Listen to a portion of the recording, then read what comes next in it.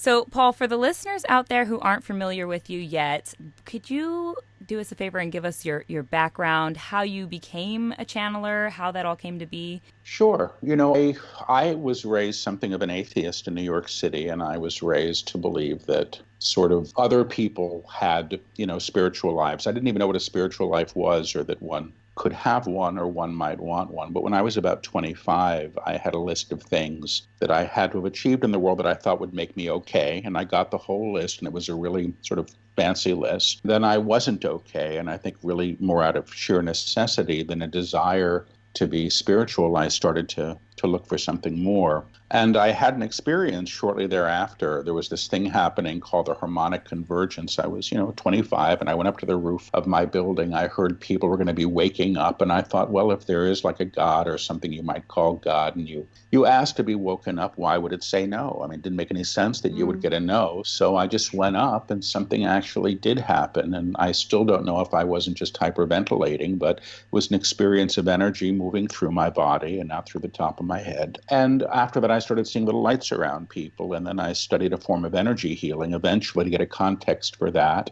And I found out that when I had my hands on people, I started to hear things for them. So I opened up as a clairaudient, and I started to feel what was going on in other people's bodies. And then I was opening up as a clairsentient. And now I mostly hear and feel. But I began to do a group in my apartment that met for about 18 years, where I would just sit in the energy and listen to what would come through. And the channeling began there. So it was unexpected and unasked for. I had to get past the fact that I didn't know if I even really believed in channeling, but I was doing it suddenly. And, and I was doing it very quietly because I was teaching at NYU for many, many years, and I was doing this sort of under the radar. So I actually had a website without my name on it or my photograph. I didn't want people to really know what I was doing. And then in about 2008 or 2009, the guides that I worked with started to dictate books through me. So they've dictated now 6. The 6th one's coming into print. There's a 7th one that was just completed. And all of these books are the unedited transcripts of these channelings. So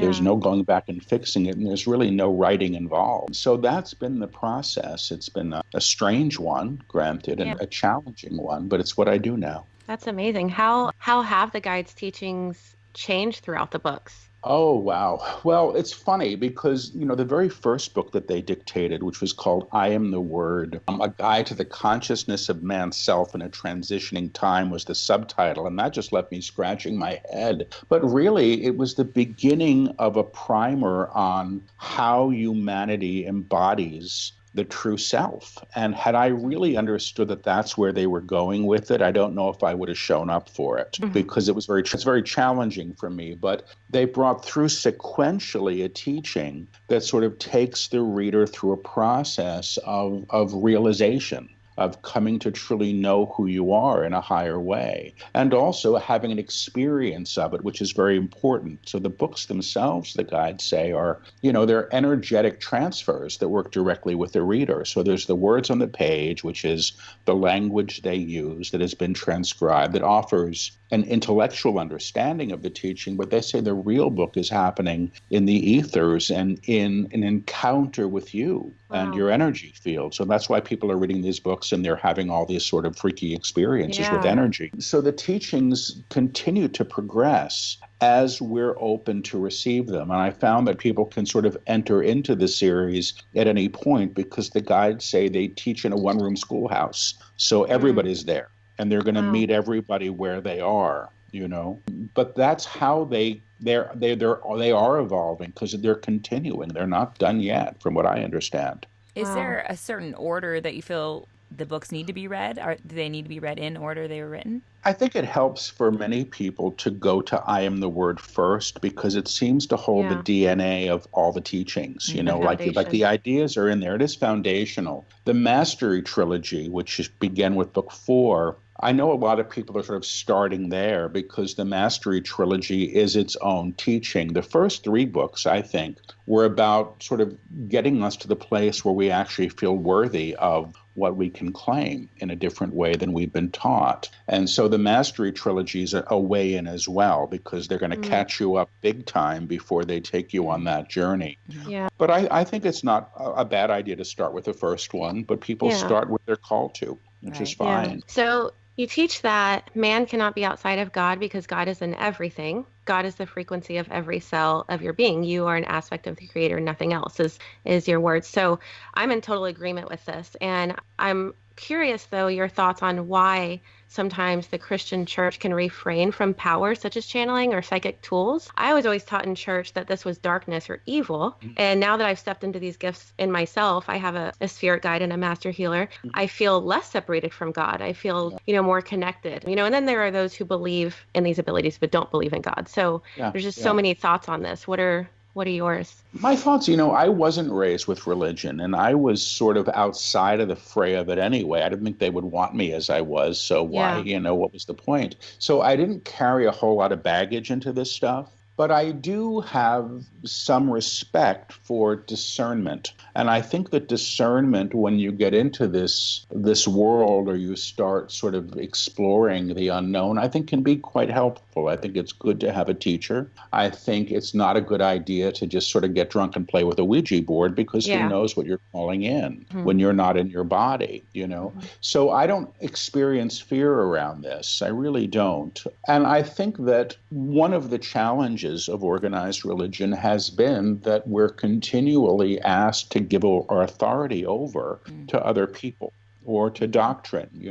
And the guides that I work with says pretty much that any system of belief that says, it's my way or the highway is teaching in fear. And that anything that's teaching in fear is claiming fear and is an agreement to that level of Yes. vibration. And the guides that I work with say again and again and again, the action of fear is to claim more fear. And they say, look at the last choice you made because you were scared or because you were afraid, and see what it got you. You'll probably find out that maybe you got more of the same. So I think there's great beauty in all religions. I think that the structure that's been built up around the original teachings are often not the best thing. Right. They can be corrupt, they can be faulty, they can be driven by personality. So, the funny things, they're saying I can say this, the guides that I work with say that they've been around a whole long time, and the stuff that they're teaching isn't new. And in a lot of ways, what I've understand that their teaching is really perhaps at the origins of what have been some of the religions, the claiming the inherent divinity that is in all things. Yeah. And that really does begin with you. If you want to exclude yourself from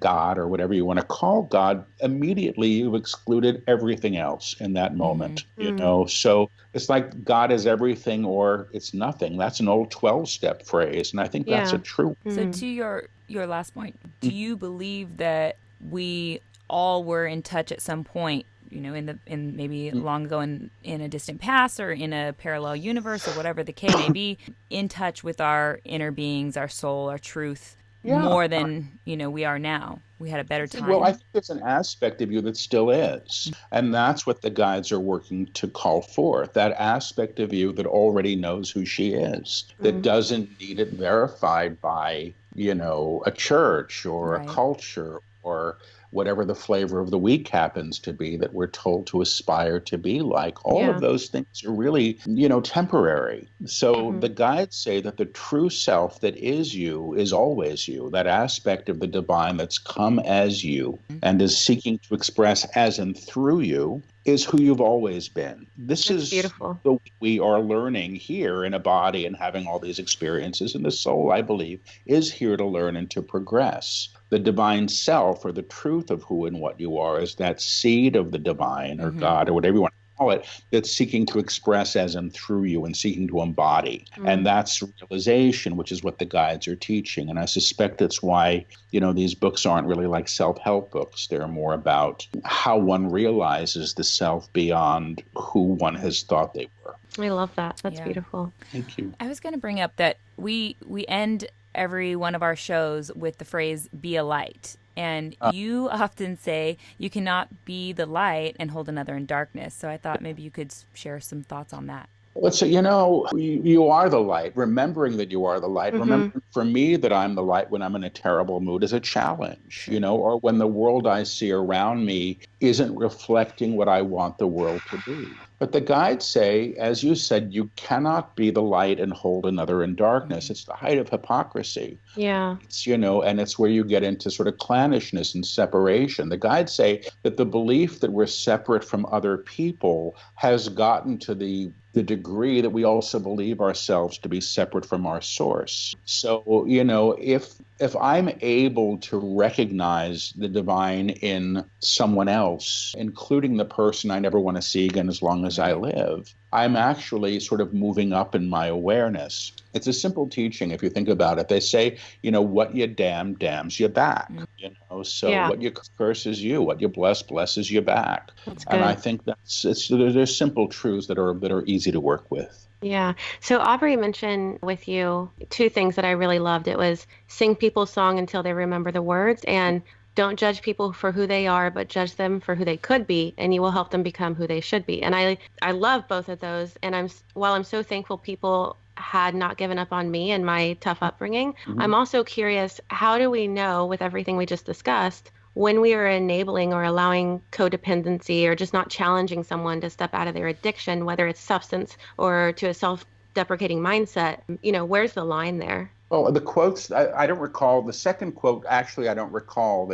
So, which is fine. It could be the guides. I mean, I don't remember half of what comes out of my mouth when I'm channeling. I'm so busy taking the dictation. But I guess the question is, how do you know when to what? When you're enabling somebody? Yeah, where's the line between, I guess, believing in someone and their ability and enabling, and not challenging them to step out of that? Well, listen, if I have a friend who's harming himself or herself, part of my duty as the friend might be to say, hey, what the hell are you doing? And if I have a friend who I think is harming him or herself with substances, I may be called to say, hey, what are you doing? I mean, I went through all that stuff when I was younger. That's how I got through it. I mean, my ending really, and sometimes I tell this story, I was 25. I was a year out of Yale. I wanted to be in the interview magazine in the newcomers section, which was like the hot thing to be for my generation. Yeah. That means you're like one of the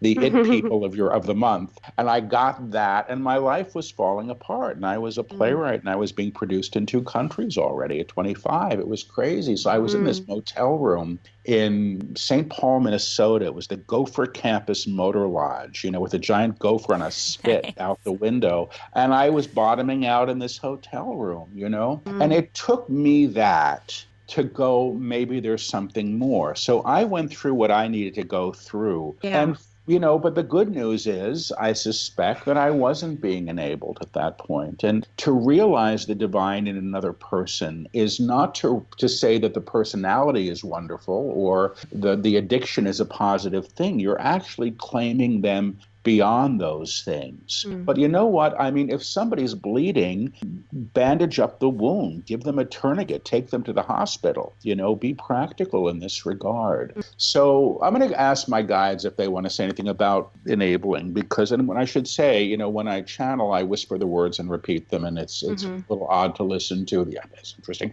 They're saying the idea is interesting, but what she's actually asking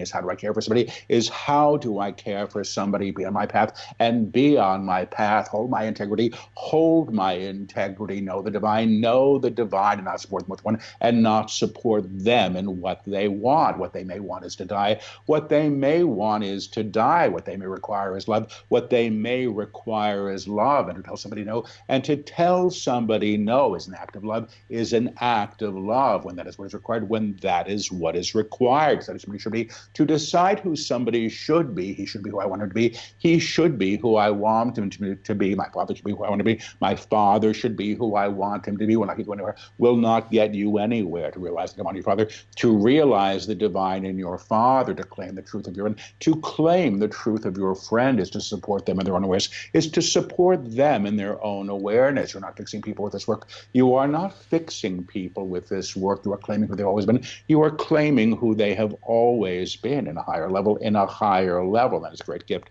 And they're saying, and that's a great gift. That's beautiful. That's perfect. Thank you. Yeah. What would you say holds people back the most from knowing who they are, knowing what they are, and knowing how they serve? Worth. Finally, Worth. I think that worth, I think that's my stuff too, or Yeah. the idea that the small self, the personality self, is who is the divine self, which is another crock that we get into, which is when we sort of try to say, well, look at how spiritual I am, which was, you're everything, or I'm spiritual in my personal life, but not in my work because my work is really competitive. Your life is your life, and your spiritual life is your life and how you express it. But I think finally the idea of worth, that we might be worthy of more, is a huge step for most of us to take. We're brought up to believe that we're not. We're brought up to believe that we're as good as we look or how much money we have in the bank say about us. And then we predicate our sense of worth and well-being on things that are finally transitional. There's nothing wrong with, being happy and realized in the material world. There's nothing wrong with that. But if we think that we are those things and our sense of well-being is dependent upon them, we've created a really limited experience, and we're probably going to be looking outside of ourselves all the time to get those needs met. So knowing that we're worthy, I think, is the key. The guides have said, you're always ordering off of the menu of what you think you can have, and your life is being chosen in accordance with that. And they also say, if you go to a restaurant with $2 in your pocket, you're not going to order the steak. So if you think you're only worth this much, you're only going to allow yourself to claim that much. And the guides really do support us. They say, you don't earn this stuff. It's really your birthright. The sun's shining right on me, so I hope that's not too strange It's for not. your. Yeah, I know. It's perfect. That is powerful. Yeah. I was going to ask you, this is kind of off here, but does having this gift make you feel more alone or less alone? I don't see it as a gift. I see it as this odd thing that I'm able to do. Like some people can, touch their tongue to their nose or cross their eyes. It's this ability that's been developed. I'm an empath, and people use that word a lot. But if you want to know what's going on with your brother who you're not talking to, and you give me your brother's name, I can probably step into your brother. I may start to resemble him, and I can hear what's going on. I'm like a switchboard. So with that comes a malleability of energy. I feel a lot. And so you're not going to find me in a crowded club. You're not going to find me in a stadium, and even a department store. I was with my assistant. We were stuck in a mall somewhere in Arizona that went on forever. It was like my idea of hell, just one giant door with a million people on the escalators. I couldn't wait to get out. So, it tends to leave me a little bit quiet in my field, and I like that. But and maybe it does make me a bit more alone, but I think it's also I'm shy. That's my personality too. So I don't know if that has much to do with the abilities at all. Yeah, I relate to that a lot. I've, like you say, it's not really a gift, but I attend Boulder Psychic Institute, and they've taught us to read energies and auras and readings, and at times I feel that I just don't have people to share that with, because it's almost weird to talk about with people if they're not there in that space for that. So I relate to that a lot. Thank you. The good news is that you're doing it. And as you come forward and say, I'm doing this, you find other people. I mean, some of what I do, because, I'm not wearing a turban with a big jewel on my forehead, and I'm kind of ordinary. And I come from a somewhat traditional background in some people's minds. It gives other people permission, in my practice. I see, I have, doctors and judges, and everybody shows up, for stuff. And some of them come up and they say, I know how to do this too, but I don't tell anybody. So the moment you start talking about it, you give permission for a larger conversation to begin to happen. And that's a gift you give people just by doing what you're doing. And I guess it goes back into the worth, like you're saying, because there's that question of, are people going to think I'm crazy? Or are people going to think I'm lying? So it goes into that. Fun. That part of it fun. But I don't know how much you can control that. When I first did an interview a number of years ago, and whoever did the interview put the little clips up on YouTube, with these headlines, and people didn't know what I did. There was no context for my work. And I just looked like a lunatic, and I knew it. And I could feel the judgment. And I could feel it. And I said to my guides, if you want me to do this, why are you letting this happen? And their response was, well, as long as you care what people think about you, it's going to be an issue, which means it's my problem still, and it's still something for me to tend to. Yeah. But the fact that we're even having this conversation in a public forum is I think, testament to the fact that it's changing. Yes. Huge. I agree. So I wanted to ask you a personal question. I struggle with grounding and patience in my journey, and I also can struggle with my mother's presence at times, even though I love her dearly. And my romantic relationship really needs some work on how we handle conflict. We both are still dealing with some demons that come out there, and I'm not sure which of these that I brought up is keeping me from operating at my highest self, but I know that something is. Well, I mean, my hunch is that they're all kind of the same. You know what I mean? They're all sort of a sense of dynamic. I mean, I can step into these things with you if you'd like. I don't know. I'd love it. Yeah. Thank But I'm going to need your full name if you're comfortable with that first. Sure. I may need your mother's as well, and I may need your partner's as well. But I'm going to do the mother first. So your first name, your whole name first. Jade Maria Bryce. Well, you see, you're funny because you show up like this. So you're sort of aware. I mean, it's not like you're looking for trouble, but you're aware of sort of the need to protect yourself. And you're kind of on it that way. Do you know what I mean? It's interesting. It's not what I thought I would get. So give me your mom's name, please. Cleo Brown. Let's see if I can get her. She was made in Cleo Buckmaster. It's all right. She comes through folding her arms. And folding her arms means resolve. Best. And the energy here is, I know best. And she does it with warning. Do you understand this? So the finger's up as if to say, I know what I want.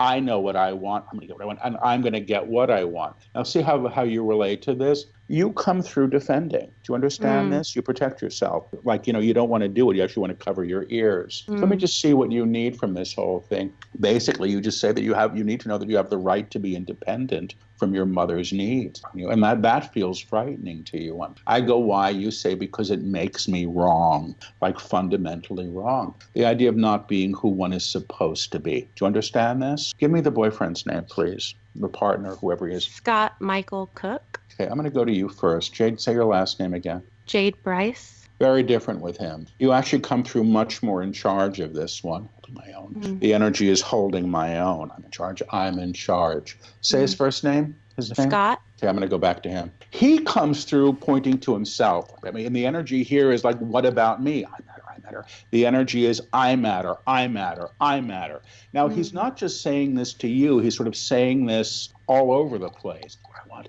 Like the idea of give me what I want. I get really big with this guy, too. You know what I mean? Like I'm a big energy.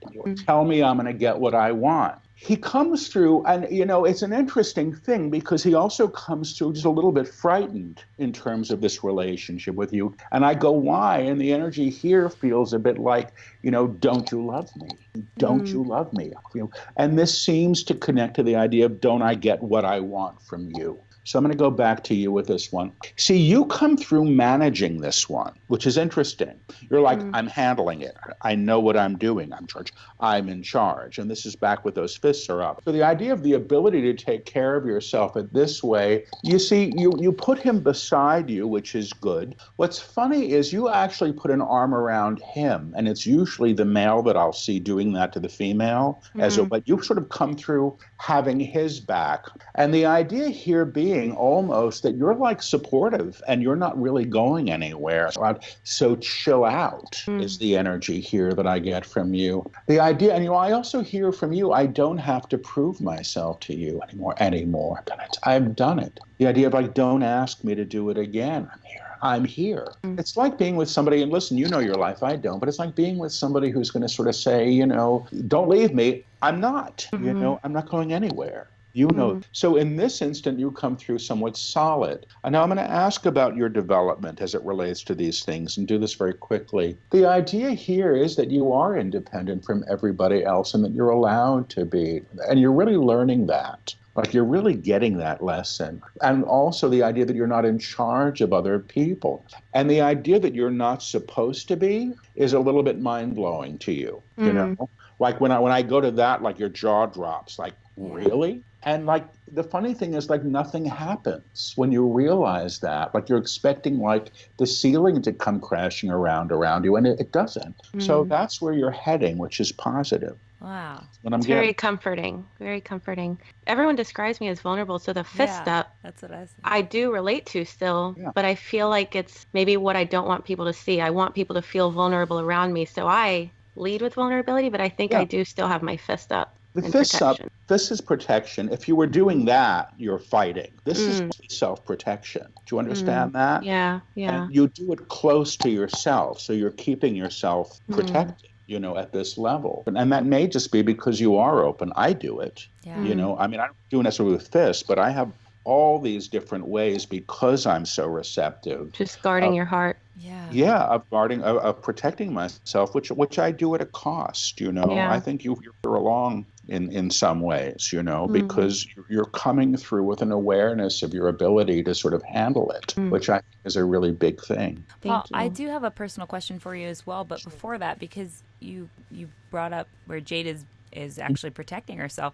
Do you have a practice because of what you do? Do you have a practice that keeps you, able to be vulnerable and shield when you need a shield and that type of thing? What do you do? Well, every time I work, and and even usually before I'll do something like this, I'll usually ask Spirit to put the words in my mouth. I don't think I did it in this interview, which is funny, but I do it before I read for people. And before I do a group or a session for a book or anything like that, I do work with the prayer protection. And it's not because I think that there are terrible things out there. What I'm really doing is affirming the presence of the divine that must be there. And so I'm aligning at that level, I mean, I can't think of anything worse than trying to channel in fear of what's out there, because that just brings you into alignment with what's out there at a lower level. And, there's no need to do that. Okay. Do you have fears yourself? Are there things that you really consider big fears in your life? Oh my God. Yeah. Yes. I'm a student of this work. I have to say this all the time. I'm not a spiritual teacher.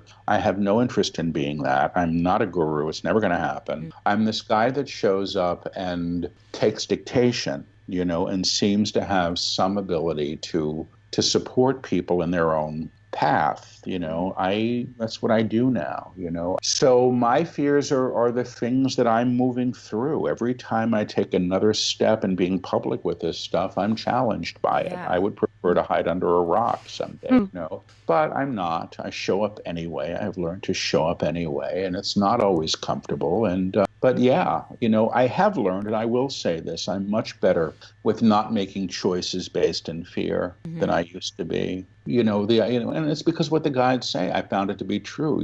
Every choice you make in fear gets you more of the same, and so if I don't do that, I'm already ahead of the game. Do you feel like when you show up to an interview or somewhere where people are expecting you to have something life-changing to say, that you have this extra pressure on you? Well, no, because I'm not the channel. I mean, I'm the channel. I'm not the guide. So I show up. I do live streams every week. I don't know. I know the title of the series. I don't know what the lecture is going to be until it's delivered, and every group that I've done is like that. And I say it's always like, jumping off a diving board and hoping that there's water in the pool, and so far there has been. So I don't want people's expectations around this stuff, then it puts me in a position of needing to please people, and I'm not capable of doing that at a personal level. The work that comes through me is the work. I'm a radio. If you think about it that way, I'm not necessarily the song that's playing when I'm channeling. Right. I love that. Yeah. Like the visual it gives me. Okay, so I'll get to my personal question if you're willing to take it. See if we can. All right. So I've been told by a couple different Eastern medicine practitioners now that my liver specifically is angry with my dad. And I've also had issues with my digestion for literally as long as I can remember. So I'm wondering if this struggle is connected to something I'm not seeing, because I've definitely put a lot of work into it. Well, I always say I don't do medical readings, and it's just not what I do in my work. I can feel things, but because I'm not a doctor, I don't pretend to be. I do believe that the liver holds anger and resentment. So I'll tune into you. Can I have your whole name? Mercedes Terrell. Terrell, let me see if I can get you. You come through as if to say, I'm going to be smiling no matter what, if it kills me. And you're grinding your teeth as you're doing this. So there is anger. But you see, the thing is, what I suspect about this is you actually feel that the anger gives you some power. So I can use it. Like if I keep it here, I have some ammunition. You know what I mean? If it's going to come out, I suspect it's going to be really specific how it comes out. Like I'm not going to squander it. So let me see what this is about. Yeah, okay. I'm not going to disagree about the father. Is your father living? Yeah. Can I have his name? Roger Terrell. Roger's. Let me see if I can get him. I'm not hearing him. He comes through. He comes through looking. Say your first name again. Mercedes. I'm going to go from him to you. Mercedes. I Terrell. got it. It's all right. His energy is, you're going to do what I want. And with this is, I'm going to say, a sense of threat. It's stated factually, I want. People do what I want, and you will not be different. You know the guy I don't. I'm going to go from you to him. You see, it's funny because you come through good and pissed. But to me, when I tune into this with you, it feels like a way of sort of reclaiming your own authority and power in this relationship. You know what I mean? If I'm angry, I can't be messed with. Do you understand that? Yeah. Does that make any sense? So let me see. Can Go I on. add in something? Yeah. Can I just add in a name and see how it feels to you, maybe? Well, give me the context for the name, but sure. This is I guess you call her stepmother. She's not around anymore. She's alive, but she's not with my dad anymore. But she was a big part of my life. Valerie Velarde. Let's see if I can get her. She comes through acting ignorant. Do you understand this? As if to say, I don't know what's going on. I'm not going to look at this. Don't make me responsible. There's a fair amount of denial here. Do you understand this? Yeah. I want to put myself in my little box and I'm going to manage my life. I put you outside of the box, just so you understand. Like you're out there and I'll deal with you kind of as I have to, but I don't look at you. You're not my focus of attention. She actually comes through controlling the father in this dynamic. You know, she puts him in the box to get her needs met. Say this, yes. I'm going to say, I'm going to have to bleep everybody's names out of this thing. If this thing ever airs, I don't want people showing up on my doorstep. Let me see. I just feel this woman was basically trying to get her own needs met. Do you understand? In this dynamic, you feel somewhat in the way. Definitely. And so you were blocked. This is an obstruction. I'm going to go from you to her. You see, the thing with you, it's sad here. When I go to you to her, it's not angry, it's sad. I feel like, if I had a puppy and I didn't want I feel like it's what happens like when you put the puppy in the room and you close the door on the puppy to keep him out. And the puppy just sort of doesn't know what he's done, and he doesn't understand why. I mean, you come through like how and why is this happening? That kind of energy. I want to suggest that this is an older relationship for you anyway, and you're learning through it still progressively. The funny thing is there's really not anger between you, which is funny. I don't feel that. Like, I feel like you kind of understood what happened and what you needed to do. But if I wanted to blame anybody in this one, I'd probably blame my father. You know what I mean? Because, I'm making a jump here because and this feels like it has more to do with sort of not protecting you and your own needs at 100%. That time. Okay, makes sense? 100%. Okay. That's exactly what I'd say it was more of a struggle in my younger years especially. It definitely was something I grew through, not fully gone, I haven't gone all the way through it, I think, but I have brought this up with my dad. We've talked extensively about it, and which has helped me move through a lot of it, but I think I have recently realized I was putting so much blame, like you say, on my father for something that he was most likely doing the best he could in the situation at hand, They all are. Yeah. Yep, they are. Yeah. So just realizing that everyone's working from, the best of their abilities in that And they're moment. all just trying to heal their own pain. Yeah. Yeah, that's been a big realization for me with my parents. Thank you. Yeah. You're welcome. So we have one joint question. We are wanting to offer healing and enlightening and knowledge to our listeners and to ourselves, but how do we separate our ego from the goals of this venture? Yes. I would suggest that it becomes about the work and not about your own identity or how you're seen, but the fact that you are being seen. Do you understand? There's a difference there. The idea of showing up for the work because it's important, it's what you have to offer, it's what you care about, it's what you care about, that's going to really see you through. And that's going to see you through kind of regardless of what others decide about you or about this. If you make it about that, you're going to potentially end up sort of, making it about what people want. And that may not be what you're really coming for here. But your question was about how to keep the ego out of it. I'm going to ask, I actually hear you're both doing well. You both actually understand that this is an idea of who you are that's being presented publicly. You already have a sense of this, an awareness that a visual persona is a persona, and that who you really are is much deeper and more powerful than what people would decide. If you really operate from that place, you have great authority in your lives. The simple thing, they're saying, stay in truth, stay in integrity. You'll be fine. You'll be fine. Do you understand that? Yeah, it's good to hear. I think I love that. when you speak to us knowing that the outside, idea of who we are isn't necessarily who we are, speaks really true to Jade and I, since our background are as professional models. We definitely are acting in all of those spaces, in our career. So this podcast, I think, is really the first time we have both been able to access a platform where we can speak about, speak from our truth, speak inner selves. So that's why I think it's so exciting. It lights us both up. We're really Well, I'm glad. I love that. Yeah, I feel like that was kind of like a miniature plant medicine ceremony for me. That was a lot of truth for me. Thank you. So with every guest, we like to end the interview with 3 quick questions. The first one is, what would you tell your 25-year-old self? Don't be so frightened. That's what I would say to him, I think. And don't be so frightened of the world. Do you still have to tell yourself that today? Yeah, I do. But I think my 25-year-old, when I was 25 is when I started to open up. It was a real big change. Mm-hmm. I literally forgot who I was in some ways. It was a big transition, and it was challenging on every level, and it was practically scary. So yes, I think I still do, but I have an awareness that I've come this far, and I'm still here, and I'm twice that age now, so I'm still around. Maybe it's what broke you open. I think it did, actually. Yeah. It's true that as you get to experience and practice going through the fear, coming out the other side, going through the fear, coming out the other side, you eventually gain some faith in it's going to be okay. You're going to make it to the other side of whatever this is, right? Yeah, that comes with practice, doesn't it?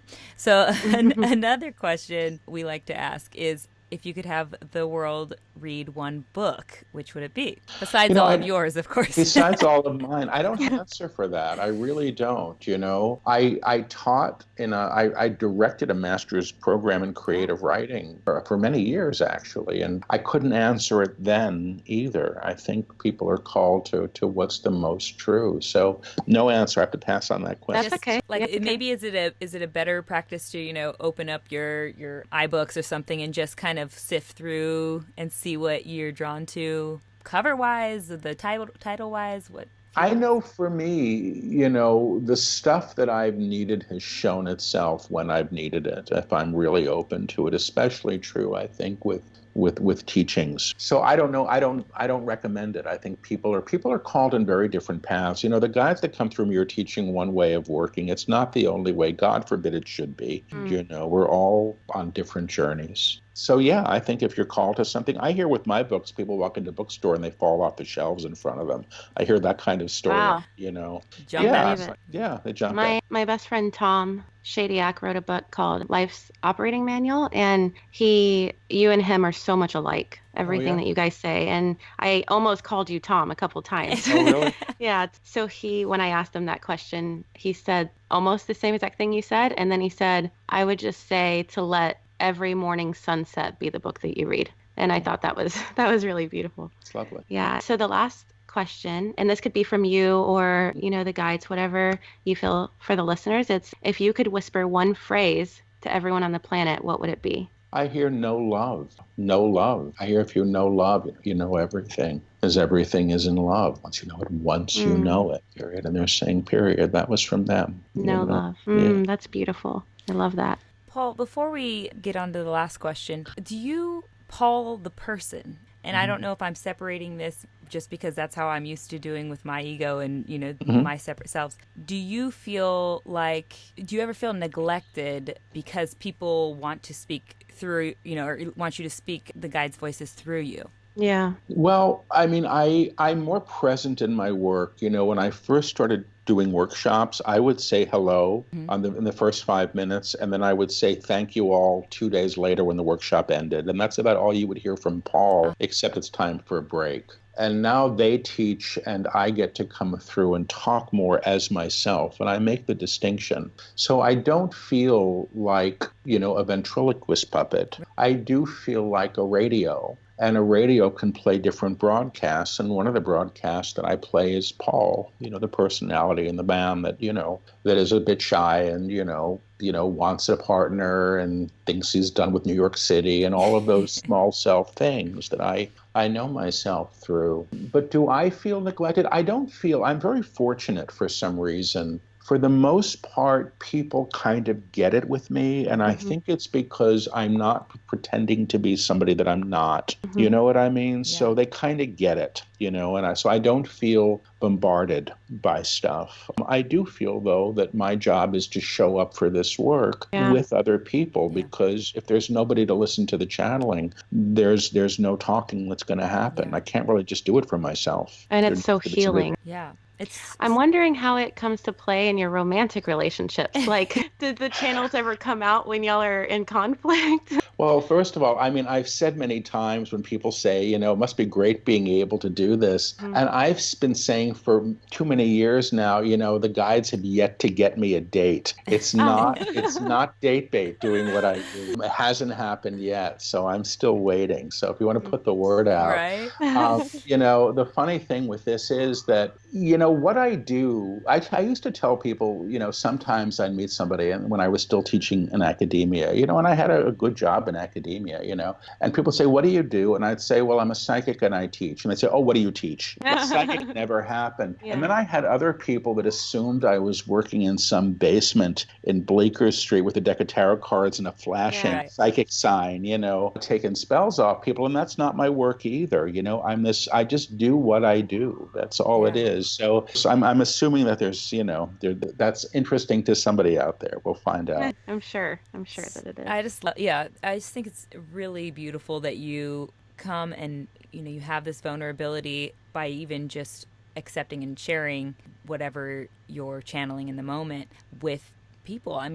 To me, I try to put myself in the shoes of how I would be able to relay that message while all my, inner ego is saying, everyone's going to think you're, this way or that. Everyone's going to have these judgments, and to just take myself out of that and say, who cares? Yeah. Well, it's not easy all the time. I don't love it when it happens. I can't control it. I do have the choice whether or not to read about it or to, I've learned not to read the comments, and stuff. Yeah, and, it's just why do that? But I suspect that's probably true for anybody, and part of what I'm doing, there was some guy who once, this is years ago when I was Googling myself, somebody shared a video of me channeling. And, when I channel, I'm talking sometimes a mile a minute, so fast. You can barely understand it and repeating everything. And I was channeling on my feet in those days. So it was like a rooster with his head cut off, walking in a circle, yammering. And somebody said, look at this guy. He's working much too hard to be faking it. And I thought, well, that's great. If I was going to fake it, I'd find it much easier. It's exhausting. Yeah. It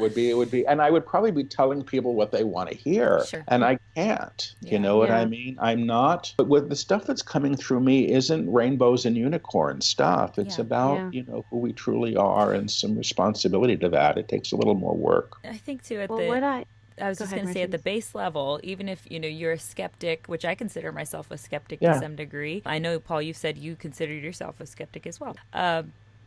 Even if you consider yourself this skeptic, atheist, agnostic, whatever it is, whatever label you want to put on it, what you're saying and what the guides are speaking through you, if you can feel it resonates truth. It's pretty obvious, at least to me. If the person who's listening to this right now isn't receiving that, then fine.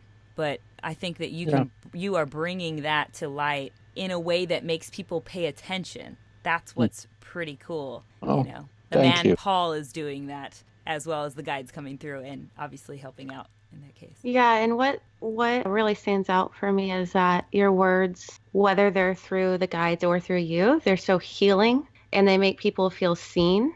And that's what everybody's really craving is healing and to be seen. So I'm so thankful that you shared that with us. And I wish this was a week-long podcast episode. So last question for you, Paul. Where can people find you on the interwebs? And the name of your new book and how they can pick it up? Sure. The new book is called The Book of Freedom. It's out November 6th. You can get it. You can pre-order it now, Amazon or any of the Barnes & Noble, IndieBound, any of those sites. It's out there. And my website is my name. It's Paul Selig, PaulSelig.com. And I do, weekly channelings online on Wednesday nights. So there's information on how to join those. And there's a lot of stuff that's just available for people to see. And I do workshops all over the place. So I'll be in Denver fairly shortly and, and the Esalen Institute all over the place. So, people want to sort of work with the guides. There are opportunities to do that as well. Do you think in person it's a more powerful experience that way?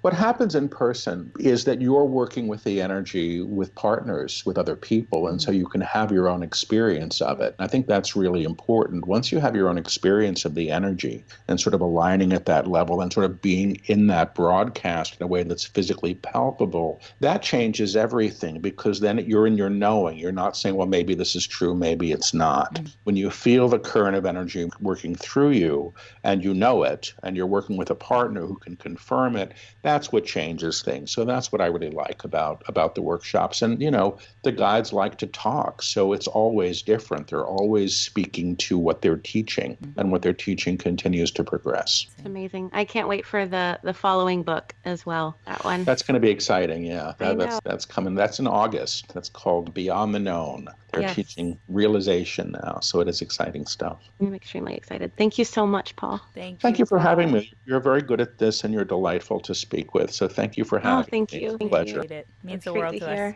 Whew. What do you think? Did that all ring true for you about your mom and your stepmom? Is my dad and my stepmom. The first portion about my dad trying to force something on me, no. But that's maybe why it's subconscious for him? Oh, that's why I brought up my stepmom, or whatever you want to call her, because she was why I was angry at my dad. For basically, my dad didn't protect me against her in my so the brain. Second half made more sense then. Yeah, so I was basically angry at my dad, or not even angry, just sad and disappointed that my dad never was a man in my eyes, and it has affected me throughout. I have become the man, and that's why I have this masculine energy, and I transferred that, like we've talked about in other episodes, where I'm trying to be, I'm the biggest man in the relationship, I'm looking for someone to outman me because my dad never stepped into the place of being the knight in shining armor that I thought a man was supposed to be. Yeah. So, yeah. How about you? Yeah, I'm going to have to go back and listen to it again because it was so fast and so much information. And I was like, yeah, okay, I need a pen. Okay. And I'm excited to listen to this. Me too. I'm excited to listen to it. And I think that people are going to really think it's interesting. I think we talked enough about, he was open and gave enough about how he got to be where he was, and sold his technique enough. I know it's bad to say sold, but you know what I'm saying. People need to really understand how this all gets set up so that they can put it in the right place in their brain instead of just going this guy's fucking crazy or whatever. I didn't ever realize until you said it. I do think that I'm in charge of everyone. Your family, and not in a way of being the boss, but in a way of I have to make sure that they do not do wrong. I'm constantly the 12 disciples of 12 or whatever. But it's why I don't sleep well, because I'm making sure Scott gets home sober at a decent hour. Yeah. I'm in charge of him, Yeah. And it's why. Did you just realize that right now? Yeah. You just realized right now that's why you don't sleep well? Oh, no. But I didn't realize it's because I felt in charge with him. I just knew I was waiting to make sure he got home. Anxiety. But I didn't realize I didn't realize that it was because I think I'm in charge of good him doing. And then with my mom, even I feel like I have to be in charge and make sure she doesn't revert back to that old personality, or that she's on her medication when she's around my kids, not that I'm the boss, but that I'm in charge of making sure everything's going to be good. Yeah. So Adam, do you think we should probably do a decap at the end, like we just did, kind of talking about what he brought out of us? Well, so I want to hear back what we said, because I don't think that I can say I'm waiting for Scott to come home sober. You know what I mean? Yeah. That's what I'm saying. Maybe you can just pull out parts it was really accurate or not, or however you want to say it. But I don't know, maybe there's enough already in there. Let's hear it back. I think he can just cut out that part, and it still works. If he just cuts out the part where I'm waiting for Scott to come home sober, that whole paragraph still works. You know what I mean? Okay. And the part about my mom on her medication, just those parts where I like air their dirty laundry. But okay, so start with the exit. Woo! That was awesome. That was, I definitely feel my spirit at a higher frequency right now. Like I definitely feel that feeling of right after a big enlightenment, like the mornings after a plant medicine ceremony. I feel like I just had a quick one, you know? Yeah. So I it just feels feel really good. like, I'm excited to sit with it for a little yeah, while. I when we're really finished am with this. excited to listen to this episode back probably a few times and kind of Got to make another absorb. list of all the info we got. Yeah, but I just, during the interview with Paul, I sat back at some point. I don't remember exactly where or what was being said in the moment, but I noted to myself, like, holy shit, Jade, we're doing this, you know? Like, we are. That went so much better than I thought it was going to go also, because this is our first, all of our guests are great. They're Yes. all amazing. But this was our first like really legit interview where we didn't know the person. Yeah. And like, we're like kind of shaking beforehand because we're like, okay, how's it going to go? So different. Yeah. Yeah. And it went amazing. But I know, you know, like I've said before, I meditate before every one and I ask the universe for a clear message. And the clear message today was, and it did happen, do not analyze his words. Let your heart listen and let your heart respond. And I think it's part of the reason why I'm not remembering everything that was said is because I'm like, I wasn't analyzing it at all. I was just feeling it and letting my heart take it all in. So now I need to just sit with it. Yeah. But now I feel like I just had 5 espresso shots and I'm like, what time is it? Where are my children? What am I going to do the rest of the day? Yeah. Do we have a magic knob question? Yeah, let's get into the rest of the show now. I know. So, if we can. Right. From the Magic Mob, one of you amazing listeners sent this in. Who is it? Andy H. from Instagram. I don't know how to say your last name, so I'm just going to go with Andy H. Do you believe in ghosts and or aliens is what he asks, which makes sense. Yeah. I think it's naive of us to think that we're the only creatures out here. You know what I mean? Like, I think it's super silly of us to think that there are not aliens. I know the story you gave at the beginning of the show. I would assume you believe in ghosts at least. Well, yeah, I'm going to get into that because that's a longer one. The quick answer is the aliens one. Also, you know, when I'm on plant medicine with a group of other people and we're looking at the stars, because we'll walk the labyrinth and we'll be looking up and it's just, we'll see something and we're like, we know we're all seeing the same thing. And the next day we explain it all the same. And the shaman that's there is like, yeah, that was a UFO. So I know it sounds weird, but when you're there, there's no doubt, you know? So I definitely believe in those. As far as ghosts, I don't really like the word ghost, but I do believe in spirits and entities. And I have experienced them in, did you see me jump? No, why? You saw something? No, I forgot I got a dog. I was so into the episode and everything that's happened. I thought you saw a spirit ghost. Well, I've only had her a couple days, so. But yeah, so I've experienced, especially in this apartment, a lot of spiritual activity. I've experienced it my entire life as a kid, from the time I saw the grandmother as a teenager. And now I will see, so I'll tell a quick story about my bathroom. So my bedroom has the bathroom connected to it. And every now and then I'll see, so this is going to make me sound crazy, but every now and then I'll see like a flashing red light or a flashing purple light or a flashing like white light. And it's didn't fill the room. It's almost like a DNA wave or like a frequency wave. Okay. And it's always in my bathroom. Well, I also feel someone hit my bed sometimes, like wake up. And it's like an aggressive, like they want me up. And so this made me think that there was a negative entity in my apartment. Well, you know, I just was praying and trying to ask them to leave. Nothing was working, going on a year. And I finally tell my shaman, so what broke it was I was laying in bed one night and I saw a fiery red crab come. I hope we don't lose all our listeners after this story. Too late. I swear I'm not crazy. Keep so going. A fiery red crab crawl out of my bathroom in the air though, and go all the way. And I wasn't scared. I was like, what the hell is this crab doing? And I'm wide awake. I sit up. I'm not in sleep paralysis. I'm like sitting up.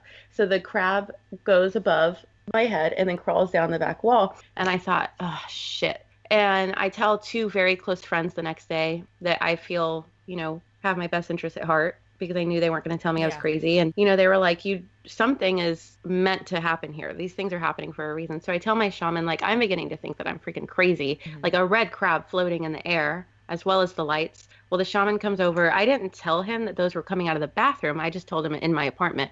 Well, he comes, does a blessing, blows some mupacho. Well, he goes in my bathroom a couple times, in and out, in and out. And then he says, every time I go in there, I forget where I'm at. There's a portal and I'm like walking through it. And there's something that happened in this bathroom opened up a portal for spirits and entities to come in and out. And he was like, I'm going to do a blessing. I'm going to close the portal. Well, after a little while, things started to continue that were different. And I tell him again, and he just tells me, I think that you need to realize that you've got some psychic abilities, and you need to go to training to learn how to turn these on and off, and to be able to know also what they're meaning. And so that's why I signed up for Boulder Psychic Institute. And yeah, so to answer your question, yeah, I do believe in them. I just don't think that they're ghosts. I think that they're, I don't even think that they're negative. They're just foreign spirits or entities. And I've learned how to not fear them. Yeah. So that's the hard part. Well, as far as I go, when it comes to ghosts and aliens, I'd say I don't believe that anything is not possible. So I wouldn't say those things don't exist in any regard. I would just say that I haven't personally had some of the like really in-depth experiences that some of my very close friends have had, but having listened to some of the things that have happened to other people that I'm close with, I've been in the same room when it happened, like asleep, and they woke up, and so I can tell a couple stories of those. My only personal story I have is in this house, actually I'm sitting in right now, in my bedroom. Actually, this is the only one I personally saw, experienced, heard, whatever. So I was asleep in my bed and Chris was next to me, and I had a fan. I have like a little fan by my bed, and I think that was the only electronic. Maybe there might have been like a phone. I don't know. But in any case, and I have 2 cats. Okay, so cats are very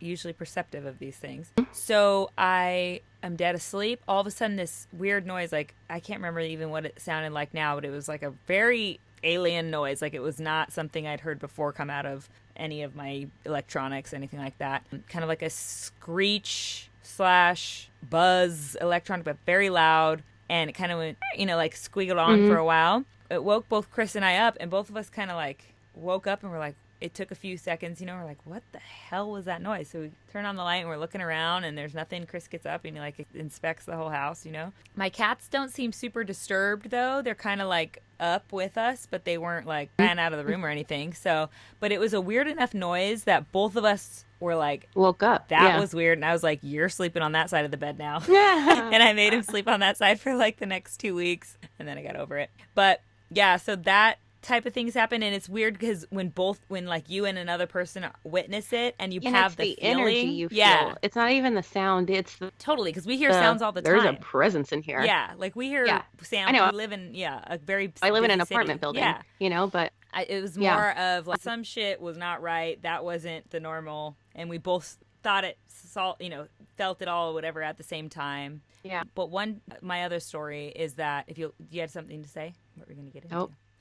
Oh, the story was that you had a look on your face like, hold on. When I was much younger, my best friend so we used to hang out at her cousin's house all the time. Her cousin's dad had committed suicide when they were much younger kids. And my best friend, her name was Leslie, she didn't know her uncle very well, but she knew about obviously the suicide and those things. And so one night we're asleep on the couches at her cousin's house, and I'm asleep. Oh God, it's so long ago now. I don't even remember. Was I there? Was I in the room? How did it work out? But anyway, I'm going to go with it. From what I remember, I was asleep on one couch. She was asleep on the other. And it might have been her and her cousin were asleep in the living room on the couches. I can't remember. Was it Monday or Tuesday? Yeah, God, it's so long ago. Year? It was my brain don't work, but that's not was. Really the basis of the story here. Anyway, they're asleep on the couches. She tells me this story that I don't know what woke her up, but basically she woke up like middle of the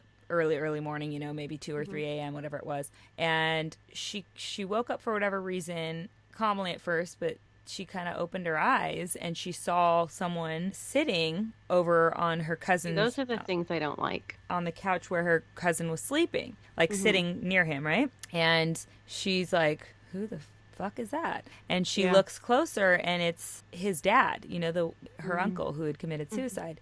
and she was spooked, dude. Those are those are the things I don't like. Well, then she's like, okay, wow, this is crazy. And she's like, what do I do she's so scared. So she's like, okay, she like literally put the blanket over her head. She's so scared. This is what usually people do when they see something, right? Yeah. They put the blanket over their head. They just don't want to see it. And then she creeped down off the couch. He's still sitting there. She can plainly see him sitting there. She creeped down off the couch, crawled around behind the couch and underneath the pool table that was behind the couch, and literally stayed there the rest of the night until it got light again and everyone started waking up, just afraid to look, essentially. But she was so like moved and she was spooked by that to such a degree that story obviously still sticks with me, and it made an imprint on her for sure, and it definitely has on me. So I don't think that there isn't anything out there. I think we're living in a universe with multiple, infinite parallel dimensions and all kinds of stuff going on that we have no way of comprehending with these little human brains, and that includes aliens. I feel like it's ridiculous when people say that they don't believe in aliens. The thing is, scientifically we haven't discovered one or any microbe. As far as we know. Yeah, as far as we know. But we're just this tiny little speck in an infinite universe, as we know. So if there is no known end to the universe, there must be no known end to the amount of potential possibilities out there, including how many different alien species and planets there are.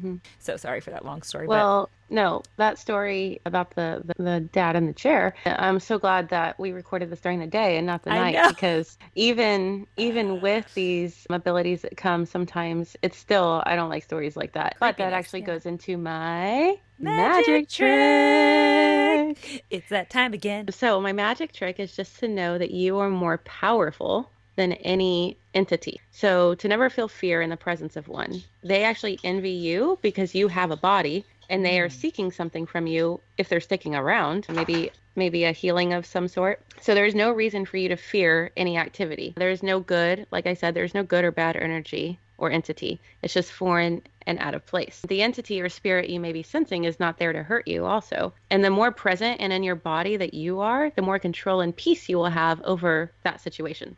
So just know that you have power and you can command what you would like to happen. Because you have a body. It gives you power. Because you have a body and they don't. Yeah. And it's, they can't hurt you. You just need to be able to stand in that confidence and not feel fear. Because when you feel fear is when, all havoc. Your mind takes over and you're not in your body. You're in fear, So what about you though? That's comforting. So I'll try to remember that. But still, I get scared by scary movies and stuff. Like I'm like, I don't need to put that in my head, because it's like, I don't watch them. Well, it's the opposite of what you're saying. Basically, it's like all this other shit, the unknown has all this power over you. That's Hollywood movies, first of all, but also secondly, I don't even like to watch that stuff because I don't like to put that energy into my home. Like, speaking of entities and spirits, like, they're all like, our TV is a portal to that stuff, like the music we listen to, we to a degree control what we allow, in our homes and around us by what we listen to, watch, and invite in. So, but what's your magic trick? My magic trick is how to quit smoking. And it's 2018, people. That's all you need to know. That's all you need to know.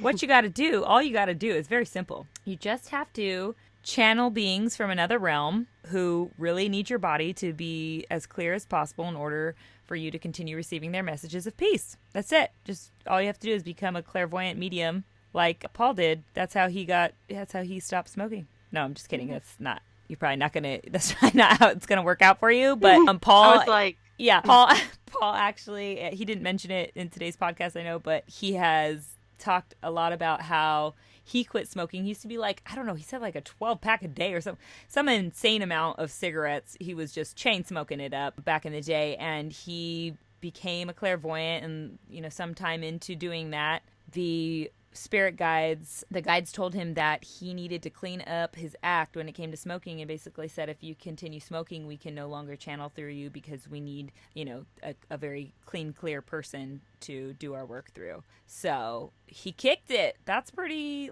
intense, man. No. So my magic trick, though, with all that said, And by the way, please find a way to stop smoking if you're a smoker, because we love you so much and we want you guys to be around forever and ever and ever. So one little tip that can help is my magic trick, which is to add oxygen to your bedroom. I'm always coming with the most random magic tricks, my bad, but hope you guys enjoy that. No, they're helpful. Okay. To add oxygen to your bedroom by getting a snake plant or two and putting it by your bed. Like that? Like that. Hi, puppy. Jade's got a couple snake plants in her bedroom. She knows what's Daisy, up. move out of the way. Okay, you see one over there and one right there? I love see them. They're cheap too. And they're easy to keep alive. You don't even really have to water them. So perfect for me. That is, you're setting such a good example right now, Jade. So the reason that snake plants are the jammy jam when it comes to adding oxygen to your space is, like Jade said, they are super easy to take care of. They only need very, very little light in order to make photosynthesis. They remove toxins from the air. The plant is what else did I want to tell you guys about it? Oh, I was going to tell you guys, I want to tell you guys about it, the ability to, you could be in a completely like air sealed room, and if you have 6 of these bad boys, these plants, it would keep one person alive via the oxygen it produces. Wow. Crazy? I know, right? That is crazy. Intense. So these things, I love that. I feel like we always are, I know I do it, I like hermetically seal my house up sometimes. I happen to live in Southern California, so there's a good breeze most of the year, so I get a little more oxygen maybe in my house from the outdoors than most. But people who live in cold or hot, more extreme temperatures and go through all the seasons probably live in a more hermetically sealed environment a lot of the time, where they're not letting the fresh air in. Me. Yeah, they're breathing I in. can't. There's so many toxins. It's 100 degrees and there's so many mosquitoes. It's frustrating. So get more snake plants. At least you got a couple started your journey. I'm going to move to California with my snake plants. That's what I'm going to do. Do that. Come on over. We got plenty of room. No, we don't. More room than we have here right now. All right. Okay, you guys. Thank you so much for tuning in. We hope we were a light in your day and that you enjoyed that wisdom from Paul. I'm still decompressing a little bit. So we're always here for you, and we'd love to hear from you guys. Any feedback would be amazing. So please leave us a review on iTunes. This is so important because it lets iTunes know that it's valuable, and then they feature it so that others will find it, and that further spreads sunshine. So talk to you guys next week. Until then, be a light.